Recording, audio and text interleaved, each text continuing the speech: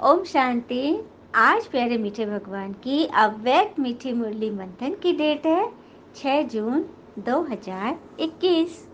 तो चलिए आज हम मीठे मीठे भगवान से मीठी मीठी वाणी अव्यक्त रूप से सुनते हैं, जब भगवान डायरेक्ट मधुबन में माउंट आबू में आकर हमें सुनाते हैं। तो बाबा ने आज कौन से पॉइंट पे सुनाया है, तो वो टाइटल है उदासी आने का कारण छोटी मोटी अवज्ञाएं। अब जीवन में उदासी को तो हम सब नेचुरल समझ गए हैं, जबकि उदास पे बाबा कहते हैं माया का दास होना। जो गुलाम हो जाते हैं ना, वही उदास होते हैं। तो उदासी के लिए बाबा ने जो कारण बताए हैं, चलिए हम सुनते हैं। तो आज बेहद के बड़े से बड़े पिता, ऊंचे से ऊंचे भगवान अपने चारों ओर के बच्चों में से विशेष आज्ञाकारी बच्चों को देख रहे हैं। आज्ञाकारी बच्चे तो सभी अपने को समझते हैं, लेकिन नंबरवार है। कोई सदा आज्ञाकारी और कोई आज्ञाकारी है तो सदा नहीं है। आज्ञाकारी की लिस्ट में सभी बच्चे आ तो जाते हैं, लेकिन अंतर जरूर है। आज्ञा देने वाला पिता सभी बच्चों को एक समय पर एक ही आज्ञा देते हैं, अलग अलग भिन्न भिन्न आज्ञा थोड़ी ना देते हैं। अब बाबा मुरली में हमें आज्ञा देते, आदेश देते, समझाने देते, प्यार देते, दुलार देते, तो सबको बराबर दे रहे हैं ना। ऐसा थोड़ी कि बड़ी बड़ी दादियाँ और दीदियाँ को अलग मुरली और जो छोटे छोटे बच्चे हैं, नए बच्चे हैं, उनको अलग मुरली। ऐसा तो बाबा नहीं करते ना। भगवान तो सभी को एक ही तरह की आज्ञा देते हैं, भिन्न भिन्न नहीं देते। फिर भी बच्चे धारण करने में नंबरवार क्यों हो जाते हैं, मानने में? तो जो सदा हर संकल्प व हर कर्म करते पिता की आज्ञा का सहज स्मृति स्वरूप बनते हैं, वह स्वतः ही हर संकल्प, बोल और कर्म में आज्ञा प्रमाण चलते, और जो स्मृति स्वरूप नहीं बनते, उनको बार बार स्मृति लानी पड़ती है। आगे बात समझो।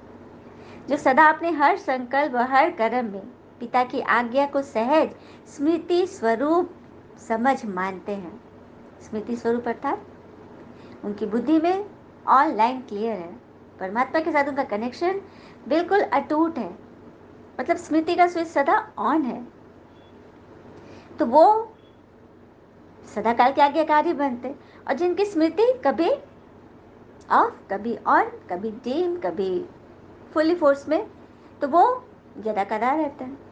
पिता तो दोनों के एक ही हैं, आज्ञाकारी के भी और थोड़े चंचल के भी, लेकिन दोनों में धारण करने में फर्क क्यों पड़ गया? इसको हम एक कहानी से समझते हैं। एक बार की बात है, एक गांव में एक शराबी व्यक्ति रहता था। सभी लोग उसको मना करते थे, बेटा ये सब मत करो, ये गलत चीज है, तुम्हारे दो दो बेटे हैं, उन लोग पर क्या बीतेगा। लेकिन उस पर कोई फर्क नहीं पड़ता था। शराब पीता था, गलत हरकतें करता था, खान पान सब उसके गलत थे, अशुद्ध थे। पत्नी के साथ भी मिसबिहेव करता था, घर में तंगी थी, बेहाली थी। पत्नी किसी तरह से घर घर जाकर काम करके अपने बच्चों को पढ़ाती थी, और दोनों को बराबर एक स्कूल में डाली, एक तरह की परवरिश देती थी, सब कुछ था। तो उसके पति की तबीयत इतनी खराब हो गई गलत खान पान से कि वो बीमार हो गया और एक दिन चल बसा। धीरे धीरे कुछ दिन के बाद पत्नी भी तंगे में आकर, कमजोरी से, दुख से वो भी चल बसी। अब बच के दोनों बच्चे, तो दोनों बच्चे उस समय कॉलेज में पढ़ते थे। धीरे धीरे बड़ा बेटा जो था, वो अपने पिता की तरह उनकी आदतों को ग्रहण करने लगा, और वो भी एक नंबर का एकदम शराबी और गलत धंधे वाला बन गया। उसके भी चाल चल एकदम खराब हो गई। और दूसरा बेटा, वो अच्छी रीति पढ़ा, फर्स्ट क्लास से पास किया, अच्छी नौकरी मिली, गांव में भी बहुत अच्छा करता था, और समाज के लिए भी, सबके लिए वो एक सम्मानीय व्यक्ति बन गया। तो गांव के कुछ बुद्धिजीवी लोगों ने एक दिन सोचा कि दोनों एक ही पिता के बच्चे हैं, उसमें एक एकदम नकारा हो गया, व्यसनी हो गया, और दूसरा बड़ा सामान्य है, अच्छे पोस्ट पर है, ये कैसे हुआ? तो चलो पता लगाते हैं। तो वो लोग बड़े बेटे के पास गए और पूछे कि बेटा, सो तुम्हारी ऐसी हालत हो गई है, सो तुम अपने आप को सुधारो ना, तुम ऐसा क्यों बन गए? तो बोला इसका कारण सिर्फ एक व्यक्ति है। अच्छा, वो कौन? मेरे पिताजी। पिताजी?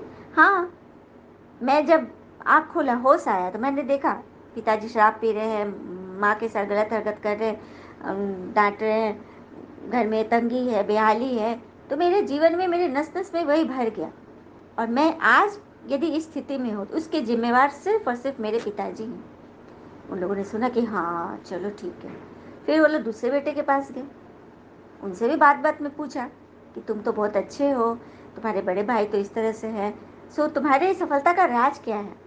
वो तब मेरी सफलता के पीछे एक ही व्यक्ति है। कौन? और वो है मेरे पिताजी।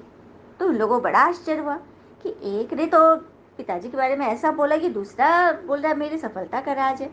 तो इनको उत्सुकता जगी, उन्होंने पूछा कि कैसे बेटा? वो तो बात यह है कि जब मैंने भी आँख खोली तो मैंने भी देखा अपने पिताजी को ऐसे करते, गलत संग से, गलत रंग ढंग से, और घर में इतनी तंगी थी, इतना दुख था, कमी थी। तो मैंने सोचा कि मुझे जीवन में ये काम तो बिल्कुल नहीं करना है। इसकी वजह से इतना प्रॉब्लम होता, वो मैं डे टू डे देख रहा था, और मैं एकदम गांठ बांध लिया कि मुझे ये बिल्कुल नहीं करना, मुझे एकदम अच्छा बनना है, सम्माननीय बनना है। तो ये है मेरी सफलता का राज। उन लोगों ने जो सुना तो उन लोगों को बहुत अच्छा लगा। वो लोग वाह वाह किए कि सच बात है बेटा, तुम्हारी बातें तो एकदम दिल को छू गई है। इसलिए तो कहते हैं ना, choices are on our hand, कि हम परिस्थितियों से मतलब क्या करते हैं, उस पर ब्लेम करते हैं या उस अपॉर्चुनिटी से फ़ायदा लेते हैं। हालातों को देखने का हमारा नज़रिया तय करता है ना कि हमें क्या बनना है। अब टीचर तो सबको एक जैसा पढ़ाते हैं, मगर कोई टॉप होता है और कोई फेल। तो भगवान भी हमसे क्या कह रहे हैं कि मैं तो बराबर सबको पढ़ा रहा हूँ ना। लेकिन उसमें कोई सदाकाल के आज्ञाकारी स्मृति स्वरूप बन गए और कोई यदा कदा। वे प्रत्यक्ष फल की अनुभूति न होने के कारण उन्हें कर्म के बाद याद आता है कि हमारी रिजल्ट ऐसी हो गई। कर्म के बाद वो चेक करते हैं, जो जैसी पिता की आज्ञा है उस प्रमाण न चलने के कारण प्रत्यक्ष फल अनुभव नहीं होता उनको।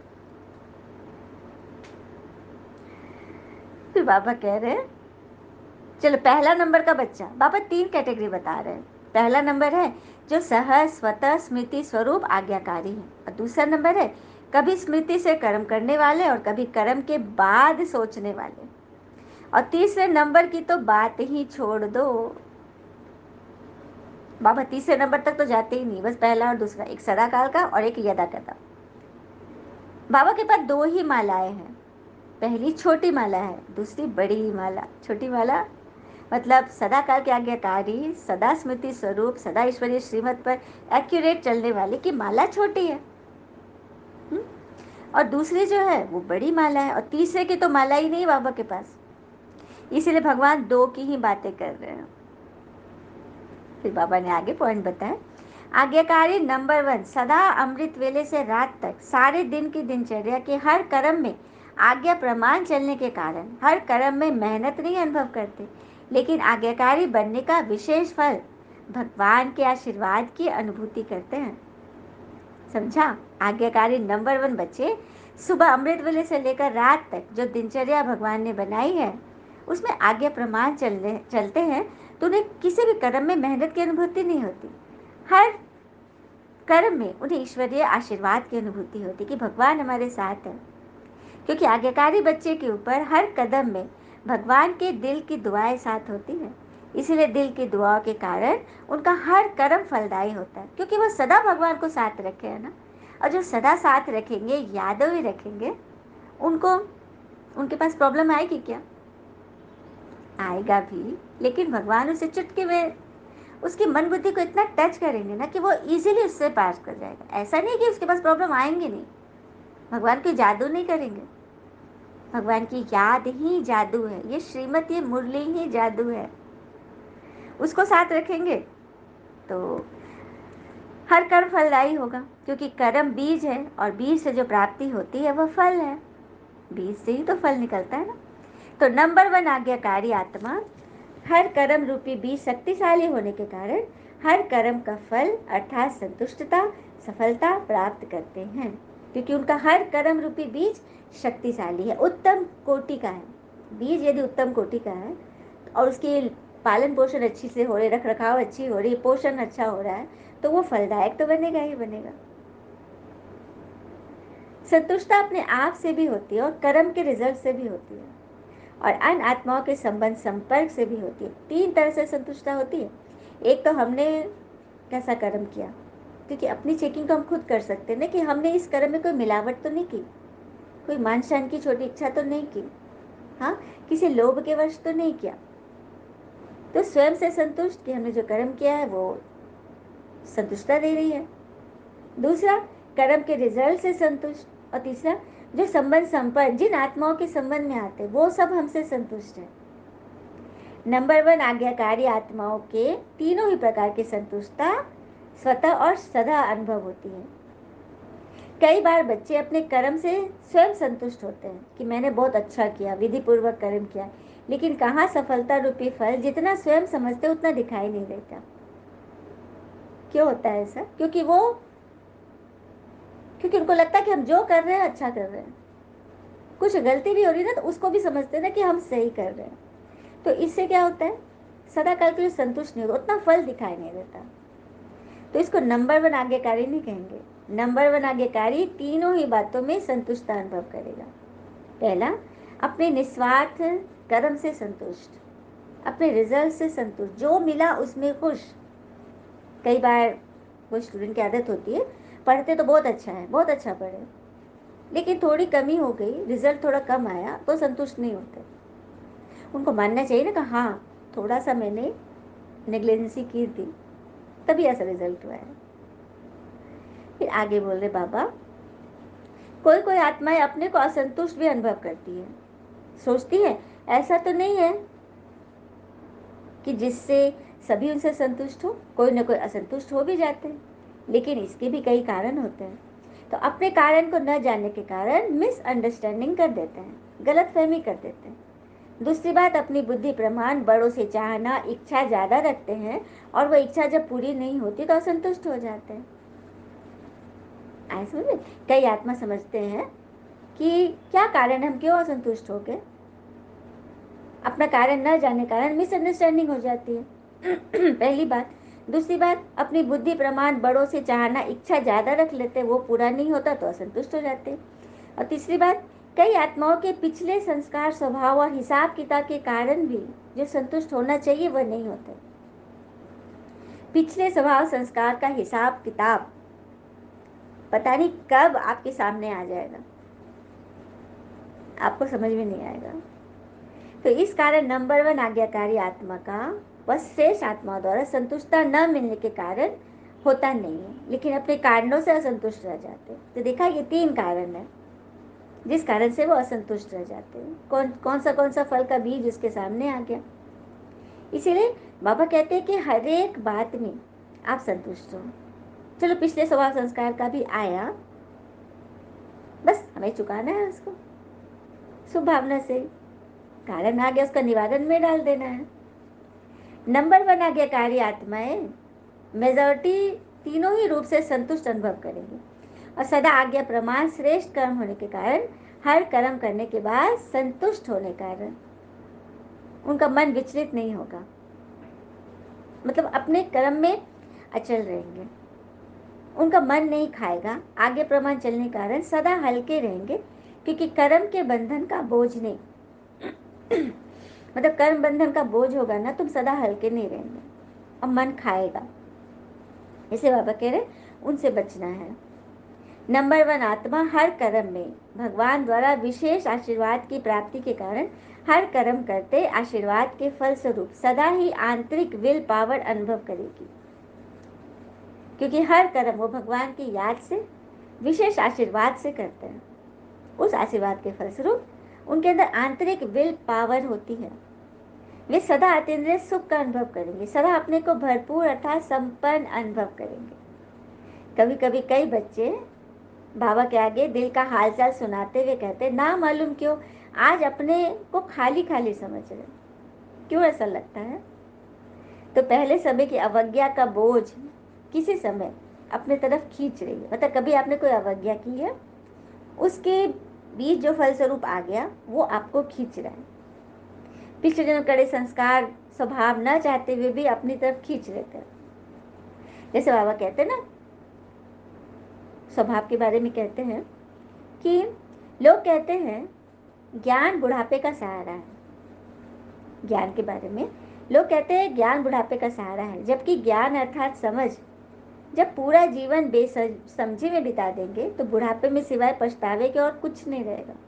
अतः जीवन में जितनी जल्दी ज्ञान समझ में आ जाए उतना ही स्वयं के लिए लाभदायक है। ईश्वरीय ज्ञान परमात्मा हमें यह सिखा रहे हैं कि तुम्हारे पिछले जन्म के जो कड़े संस्कार है, स्वभाव संस्कार का जो टक्कर हो जाता है, अपनी तरफ खींच लेते हैं, उससे बचने की विधि ही ज्ञान है। इस ज्ञान से आप अपने पिछले जन्म के, अपने पुराने संस्कार के जो आप पे हावी है, उससे आपको छुटकारा मिलेगा और आपके अंदर की जो उदासी की लहर है ना, वो समाप्त हो जाएगी। फिर आगे बाबा बोल रहे हैं, अवज्ञा के बारे में बता रहे हैं। अवज्ञा एक होती है पाप कर्म करना व कोई बड़ी भूल करना, और छोटी छोटी अवज्ञाएं भी होती है इसके साथ। जैसे पिता की आज्ञा है अमृत वेले विधि पूर्वक शक्तिशाली याद में रहो, तो अमृत वेले अगर इस आज्ञा प्रमाण नहीं चलते तो उसको क्या कहेंगे? अवज्ञा ही हुआ ना। हर कर्म कर्मयोगी बनकर करो, निमित्त भाव से करो, निर्माण बन के करो, तो ये आज्ञाएं हैं, इसको नोट करना चाहिए। हर कर्म हमें एक तो निमित्त बनकर करना है कि ईश्वर ने हमें निमित्त बनाया है, माध्यम बनाया है। निर्माण बनकर करो, विनम्र रहो और कंस्ट्रक्टिव रहो, ये सब आज्ञाएं हैं। ऐसा तो बहुत बड़ी लिस्ट है आज्ञा की, लेकिन दृष्टांत की रीति में बाबा सुना रहे हैं। दृष्टि वृत्ति सबके लिए बाबा आज्ञा दे रहे हैं। इन सब आज्ञाओं में से कोई भी आज्ञा विधि पूर्वक नहीं किए तो वही होती है छोटी मोटी अवज्ञा। तो यह खाता अगर जमा होता रहेगा तो जरूर अपनी तरफ खींचेगा। तराजू का पलड़ा, एक तरफ अवज्ञा का खाता जमा हो रहा है और एक तरफ अवज्ञा का, आज्ञा का खाता जमा हो रहा है और एक तरफ अवज्ञा का। आज्ञा वाला थोड़ा कम वेट का है और अवज्ञा वाला चढ़ते जा रहा है, भारी होते जा रहा है। तो किधर वेट बढ़ेगा, किधर जमा का खाता जमा होगा? अवज्ञा का होगा तो वो तो खींचेगा ही अपने तरफ। इसीलिए कहते हैं ना, जितना होना चाहिए उतना नहीं हो रहा है जमा। जब पूछते हो ठीक चल रहा है तो कहेंगे हाँ हाँ सब ठीक है, लेकिन कितना भी कुछ कर लो मन संतुष्ट नहीं हो रहा, उदासी आ जा रही, इसका मतलब है कि अवज्ञा का खाता जमा हो रहा है। अब समझदारी हमारे हाथ में है। हाँ, अभी समझदारी पे क्या बोला? लोग कहते हैं ज्ञान बुढ़ापे की चीज है, लेकिन जीवन भर नासमझी किए रहे, बुद्धू बने रहे, तो अंत में क्या मिलेगा, क्या हासिल होगा? इसीलिए बाबा कहते हैं ना, पहली नंबर के माला में आना है, मुश्किल कुछ भी नहीं है। हर कदम की आज्ञा स्पष्ट हो, उसी प्रमाण चलना है, तो कदम पर कदम रखना तो सहज हो गया ना। अब देखो, कोई आइडियल मिल जाता है तो उसको देखना, उसके बारे में जानना, उसके समान बन जाना इजी हो जाता है। सामने कोई मार्गदर्शक मिल गया, पथ प्रदर्शक मिल गया, तो उसको अपनाना इजी होता है। अब बगैर किसी पथ प्रदर्शक के, कोई मार्गदर्शन नहीं, कोई टीचर नहीं, कोई आइडियल नहीं, तो उसके अनुसार बनना मुश्किल है। तो बाबा कहे तुम्हारे पास तो ब्रह्मा पिता जैसे आदर्श हैं, उनके इतने सारे मैसेज आते हैं, उनके इतने सारे पॉइंट्स आते हैं, उनके जीवन की धारणाएं आती हैं, तो बस कदम पे कदम रखना तो इजी है। वैसे भी सभी सच्ची सीताएं हो, सजनियां हो ना, तो कदम पे कदम रखना है, कोई मुश्किल नहीं है, बस फुट स्टेप पर चलते चलो। जैसे बाबा ने कहा, ब्रह्मा बाबा ने वैसा किया, तो आप बच्चों भी करो ना, मेरा कहना और बच्चों का मानना, इसको कहते हैं नंबर 1 आज्ञाकारी। तो चेक और चेंज करो। बाबा बार बार कह रहे कि अपने आप को चेंज करो। अब कोई भी मंजिल हमें कैसे मिलेगी? मंजिल इंसान के हौसले आजमाती है, सपनों के पर्दे आंखों से हटाती है। किसी भी बात से हिम्मत ना हारना, ठोकर ही इंसान को चलना सिखाती है। मंजिल हम देख तो लेते हैं कि हम सपना देख रहे हैं कि उस पर आंखों पे पर्दे पड़े होते हैं, तो भगवान का ज्ञान उस पर्दे को हटा रहा है कि तुमने जो सपना देखा है, और भगवान ने दिखाया है कि हमारा एम ऑब्जेक्ट है लक्ष्मी नारायण जैसा बनना, तो उस सपनों के पर्दे को आंखों से हटाओ और हिम्मत करो। चलाने के लिए तो भगवान आए हुए हैं। उनकी बात आज्ञा माननी है और उदासी को हमेशा के लिए रफा दफा कर देना है। फिर बाबा ने आगे कहा कुमारों के लिए कि कमाल करने वाले हो ना, तो क्या कमाल दिखाएंगे। सदा पिता को प्रत्यक्ष करने का उमंग तो रहता है ना, इसकी विधि क्या है। आजकल यूथ के ऊपर सबकी नज़र है, युवाओं पर। तो आप युवा तो वो कर सकते हो कि बात मत पूछो। विवेकानंद जी ने भी कहा था ना कि मेरे जैसे अगर 100 नवयुवक हो जाए तो पूरे विश्व का परिवर्तन हो सकता है, युग परिवर्तन हो सकता है। और यहाँ वो तो एक विवेकानंद जी थे, यहाँ तो इतने सारे बाबा के विवेकानंद ही तो हैं जिन्होंने अपने विवेक को जगा लिया, आनंद को पा लिया, निर्मल आनंद, ईश्वर के साथ जुड़कर। कितनी बड़ी बात है ना। तो ऐसे आपके चेहरे और चलन से शांति की अनुभूति हो, इसको कहते हैं कमाल करना। तो सभी कमाल करके दिखाएंगे ना। हर एक की वृत्ति से वाइब्रेशन है, जैसे उन्हों के चलन से, चेहरे से वाइब्रेशन आता है। पता चलता है, किसी के चेहरे से पता चलता है ना कि इसके चेहरे से हिंसक वाइब्रेशन आ रहे हैं, गंभीर वाइब्रेशन आ रहे हैं, प्रसन्नता के आ रहे हैं, शुभ चिंतन के आ रहे हैं, कि चिंता वाले आ रहे हैं, डिप्रेशन वाले आ रहे हैं। सब पता चलता है ना वाइब्रेशन से। आपके चेहरा मोहरा आपकी सोच से, आपने सोच सोच के उस कमरे का कैसा वाइब्रेशन बना दिया है, वातावरण कैसा बनाया है, यह पता चलता है। Just like an essence. आप कोई स्प्रे छींटते हो, आप कमरे में गए, आपको तुरंत खुशबू फील होती है ना। उसी तरह से किसी व्यक्ति का कैसा वाइब्रेशन है, वो आपकी आत्मा तुरंत रिसीव कर लेती है। आपको इंट्यूशन हो जाता है कि यहाँ पे रुकना सही है कि नहीं, होता है ना। तो ऐसा कमाल करके दिखाओ कि अपने वाइब्रेशन से शांति की किरणें फैलाओ। चलिए, ऐसी नवीनता करके दिखाओ जो गवर्नमेंट का भी अटेंशन जाए। जैसे सूर्य उदय होता है तो स्वतः ही अटेंशन जाता है ना, कि रोशनी आ रही है, अंधेरा भाग रहा है। और कहते हैं ना, you can't become a tree by living in a pot. If you want to spread the branches you have to land in the ground. आप ट्री बनना चाहते हो तो पॉट में मत जियो, गमले में मत जियो। आपको तो बस चाहते हो कि मुझे सफलता मिले, मेरा ब्रांचेस स्प्रेड हो, दूर दूर तक जाए, विश्व के कोने कोने तक जाए, तो तुम्हें पॉट से निकलकर जमीन में उगना पड़ेगा। मतलब बेहद में जाना होगा, हद से निकल कर। चलिए, भगवान हमें क्या वरदान दे रहे हैं, हम सब बड़ी प्यार से सुनते हैं। बाबा ने कहा, थकी व तड़पती हुई आत्माओं को सिद्धि देने वाले खुदाई खिदमतगार भव। थकी व तड़पती हुई आत्माओं को सिद्धि देने वाले खुदाई खिदमतगार बनो। कैसे बनेंगे। आत्माओं की बहुत समय से इच्छा व आशा है निर्वाण व मुक्ति धाम में जाने की। इसके लिए ही अनेक जन्मों से अनेक प्रकार की साधना करते करते थक चुकी है। सन्यासी बाबा बोल रहे हैं, उनकी इच्छा है ना, हमेशा सुनोगे मोक्ष प्राप्ति, बुद्ध तो निर्वाण चले गए, लेकिन बाबा ने आकर बताया कोई कहीं नहीं गया है, सब यही है।